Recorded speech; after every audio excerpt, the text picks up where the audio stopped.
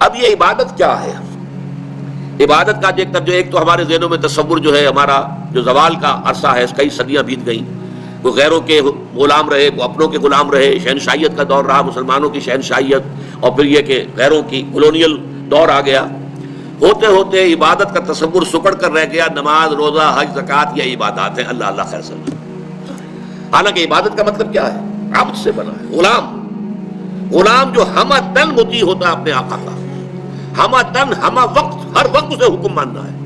وہ employee relation شپ نہیں ہوتا کہ 8 گھنٹے کی ڈیوٹی ہے صاحب، اس کے بعد میں جا رہا ہوں، السلام علیکم، میرا کام ختم ہو گیا، نہیں۔ یا آپ نے کسی کو رکھا تھا اینٹیں ڈھو رہا ہے یا کچھ اور مزدور ہے، شام کو وہ فارغ ہے، اس کے بعد وہ بھی آزاد ہے اور آپ بھی آزاد ہیں، آپ کا بھی ایک ہی ووٹ ہے، اس کا بھی ایک ہی ووٹ ہے، آپ اس ملک کے جو ہے شہری ہونے کے ناطے سے ایک دوسرے کے ساتھ برابر ہیں، آپ کو کوئی اونچا رتبہ حاصل نہیں ہے۔ لیکن غلام اور آقا کا تو زمین و آسمان کا فرق، وہ مملوک ہے اور وہ مالک ہے۔ وہ مالک جو ہے جب چاہے اور جو چاہے حکم دے، اس غلام کا کام یہ ہے کہ مانے، رات کو حکم دیے، دن میں حکم دے۔ اور اسی طریقے سے اگر وہ آقا جو ہے کوئی کوٹڑی دے دے کہ اس میں تم سو جایا کرو رات کو، تو وہ کوٹڑی کا مالک تو نہیں بن جاتا، کوٹڑی ملکیت تو رہتی ہے آقا کی، ہاں استعمال میں ہے، متاع الحیات الدنیا، دنیا کی زندگی کے برتنے کا سامان ہے بس، باقی یہ کہ ملکیت جو ہے وہ تو آقا کی ہے۔ اس تصور میں اللہ کی بندگی اور بہت خوبصورتی کے ساتھ ادا کیا شیخ سعدی رحمۃ اللہ علیہ نے، زندگی آمد برائے بندگی، زندگی بے بندگی شرمندگی، وما خلقت الجن والانس الا لیعبدون، یہ تو ہمیں زندگی ملی ہی عبادت کے لیے۔ لیکن یہ جو میں نے ہمہ وقت ہمہ تن اطاعت اللہ کی عبادت کا تقاضا بیان کیا ہے، یہ بھی ابھی مکمل نہیں ہے، اس میں ایک ایلیمنٹ کا اضافہ ہوگا تب یہ عبادت کا تصور مکمل ہوگا، اور وہ ایلیمنٹ یہ ہے اطاعت مجبوری کے تحت بھی ہوتی ہے۔ ہم انگریزوں کی اطاعت کرتے تھے، مجبور تھے، کیا کریں، انہوں نے ہمیں فتح کر لیا، بزور شمشیر فتح کیا ہندوستان کو، اب ہم مجبور ہیں اس کا حکم ماننے کے اوپر۔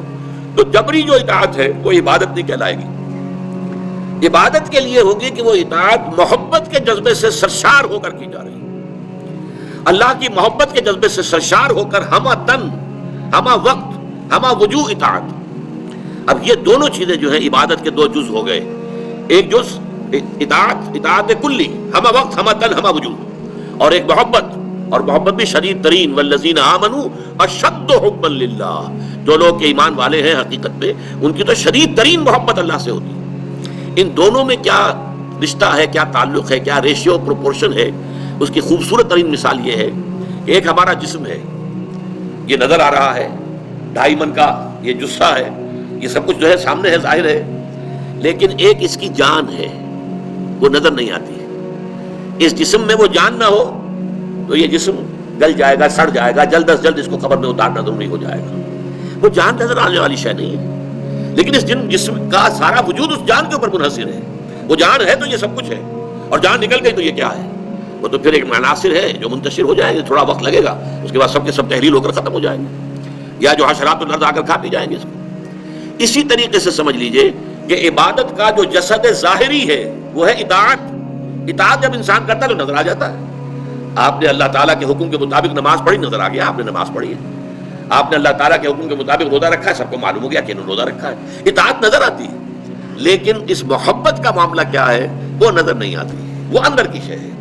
لیکن اگر وہ محبت نہیں ہے تو یہ جسد ہے ایسے جسد کے مانند جس میں جان نہیں ہے۔ اطاعت جو ہے عبادت تب بنے گی جبکہ اس کے اندر محبت کی شیرینی، محبت کی حلاوت شامل ہو جائے، اللہ تعالیٰ کی محبت جو ہے وہ اس کے اندر رواں ہو، جاری و ساری ہو، سرایت کر جائے پورے وجود کے اندر، تب وہ عبادت بنے گی۔ اس کو بہت خوبصورتی کے ساتھ امام ابن تیمیہ کے شاگرد رشید حافظ ابن قیم نے بیان کیا ہے کہ العبادت تجمع اصلین، عبادت دو چیزوں کو، دو بنیادی چیزوں کو جمع کرنے سے وجود میں آتی ہے۔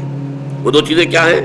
غایت الحب مع غایت الذل والخضوع، حد درجے کی محبت اللہ کے ساتھ، حد درجے کی محبت، اور حد درجے میں اللہ کے سامنے اپنے آپ کو جھکا دینا، بچھا دینا، اپنے عجز اور تذلل، عاجزی، اطاعت گزاری، اطاعت شعاری، اس میں بھی انتہا کو پہنچ جانا۔